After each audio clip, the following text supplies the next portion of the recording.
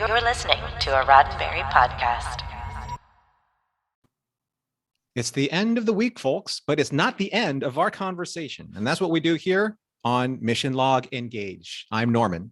And I'm John, and yes, the conversation continues because you continue to send us such interesting comments and emails, and that's what we do here on this show is we grapple with them, we engage with them.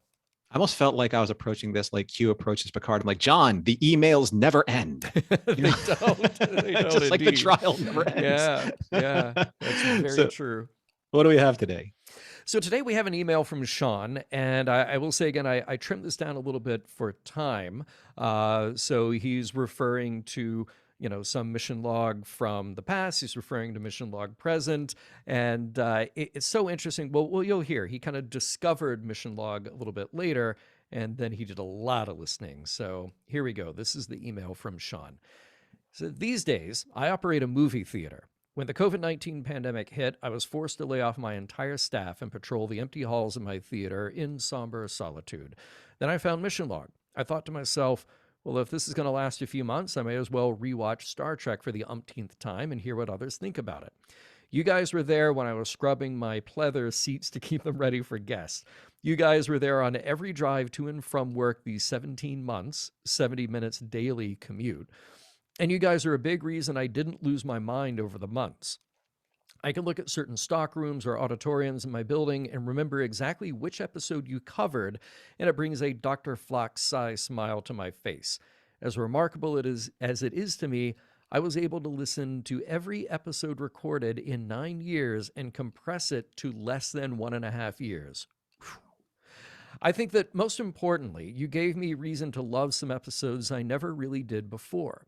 These are episodes like TOS's Spock's Brain and This Side of Paradise, TNG's The Wounded, Ship in a Bottle, and The Most Toys, DS9's Tribunal. I found myself nodding in agreement with all three hosts one week and vehemently disagreeing with the same host the next week. Sorry, Ken, I still don't like the bonding, but I'm happy it connected with you. John, I love that we share a love of James Bond in Las Vegas. Norman, your Zek impression kills me every time, and I really hope that as a native Northeast Ohioan, you're a Browns fan. Moreover, your insight and the way that you bore your emotional soul to us listeners during The Visitor deeply touched me. Doing what you gents do is not a small task. You're giving opinions each week that may not resonate with every listener. I purposely avoided your social media sites to give myself a chance to catch up with my own fresh perspective, but I'd imagine an episode like Unification or countless DS9 episodes may have led to some negative comments out there. Boy, howdy. Please don't ever let it bother you. The beauty that comes from art like movies and television is that it breeds both commentary and critique, and no two people see any one piece of art in exactly the same way. What unites us as lovers, and in this case listeners of Trek, is our love of Gene's vision and the continuing vision of people like Ira Stephen Bear, Brown Braga, Michael Piller, J.J. Abrams, Justin Lin, and all those currently working to exponentially expand this universe for Paramount. So I must apologize. This ran longer than I intended, and I'm sure I'm forgetting one or more somethings. But I wanted to let you know what Trek means to me, how much I appreciate the podcast, and to let you know that Trek is better off for it, as am I. Thank you. To close, I'll simply paraphrase one Miles Edward O'Brien and raise my glass to you to say, to John, Norman, and all hosts of Mission Log Past and Future, and the sweet sound of their voices.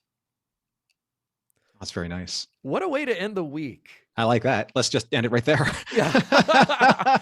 Well, this is kind of the perfect follow-up to yesterday's email from Sarah, because it really does get to this idea of Mission Log being this companion show and the ideas being the important thing. Just getting the ideas out there, having the conversation. Mm-hmm. And we can agree and we can disagree, and that's fine. Because really what we're saying is that Star Trek is this great big universe that, as the piece of art that it is, once that art is done, it gets out there and we all get to grapple with it. We all get to let that hopefully, become a little internalized piece of ourselves. Mm-hmm. And that's the approach that I think you and I both take with the way that feedback comes in to us, either from like these wonderful emails like here, like from Sean or from Sarah before, for anyone who have sent us like complimentary emails. Those are fantastic, but so are the critical emails, because not every single person is going to see every single piece of art the exact same way. And that's, I think, proof positive of what Gene's vision, quote unquote, trademark, is all about. It's about looking at the fractalization of the human experience, and how do we come together through our differences as well as our similarities. Similarities are easy to pair together because there are far less boundaries, far less proving grounds to have to go through in order for people to be able to align their differences, or align their interests instead of their differences. But I think in the differences is where we find more exploration, more understanding, different ways of looking at the world, different ways of looking at the parts of humanity that we are never exposed to, certain elements of life that we have never ever seen before, nor have we sought out, based just kind of like our own myopic nature of how we've been raised, right? No one's at fault for being in the position that they're in because that's the only position that they've ever known.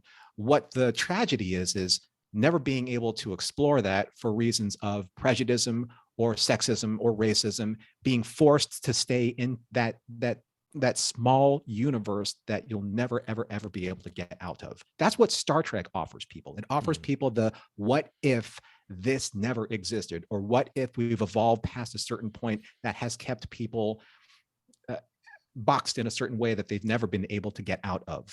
Again, the 1960s with the race relations, the sexual relations, and moving forward in today's way of telling Star Trek, with being able to address all different types of life that have never been represented on history of television or film ever, right? Now people are seeing their heroes personified in a way that represents them. How amazing is that? And that never happened, say, even within the 55 years that Star Trek existed. That's progress. Yeah. Right? Yeah. And hey, look, I'll just cap it off by saying, Sean, anytime anybody writes to us and says that they found the show and then they listened to 9 years worth of a show in less than that amount of time, it absolutely boggles my mind. It's hard sometimes to remember that it has been that long, and that is a lot of words and a lot of hours of podcasts. And I'm so touched, and my heart is so warmed by the idea that you and we got to sort of have that experience together, that I got to be a voice while you were having that experience. So hope everything is well with you, Sean, and I hope everything is well. I hope there are butts back in those seats in your theater now. Yeah. I hope so. Yeah. And, stay in touch with us. And in fact, Norman, how can anybody stay in touch with us? Well, if you would like to send us your comments, you can always do so at missionlog@roddenberry.com. But make sure that you like, share, and subscribe what you're watching on this channel so that it helps grow our presence out there in YouTube and the social media algorithm. You can also find us on Facebook and Twitter at Mission Log Pod. And remember, much like all of the wonderful emails that we get here, we may engage with your comments on the air.